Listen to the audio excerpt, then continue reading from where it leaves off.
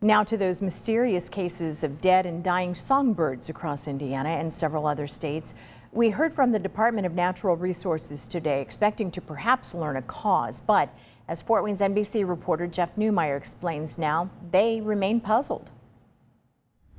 Allen County singled out by the Indiana Department of Natural Resources as one of the counties in the state with a large number of cases of sickness and death reported among songbirds such as blue jays, starlings, and American robins.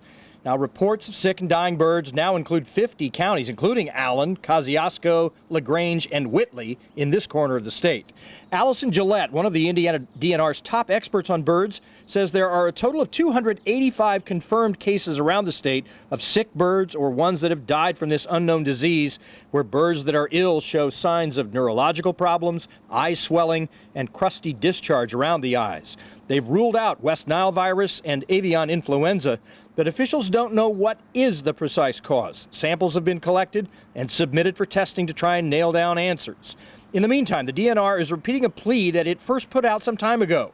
It's best to take down your bird feeders and bird baths. There are abundant food resources available to birds at this time of the year, including insects, berries, nectar, and seeds.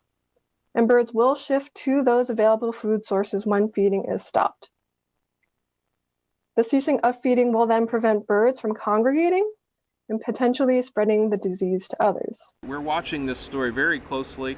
We want to make sure that whatever is causing this mortality event in wild birds isn't going to have an impact on our zoo collection. And to date, there have been no reports in zoos across the U.S. of zoo birds being affected. In the summertime, that's one of our favorite things to do. We've got a big picture window, and so we enjoy watching the wildlife, in particular the birds that hang out around our trees and around the bird feeder. So we'd like to see more of them again. There has been some speculation that birds eating cicadas, well, that might be playing some role in the spread of this illness. The DNR saying there's no evidence at this point to back up that notion. If you come across a dead bird you feel might have succumbed to this particular disease concern, you can click on the Report a Sick Bird tab on the DNR's website.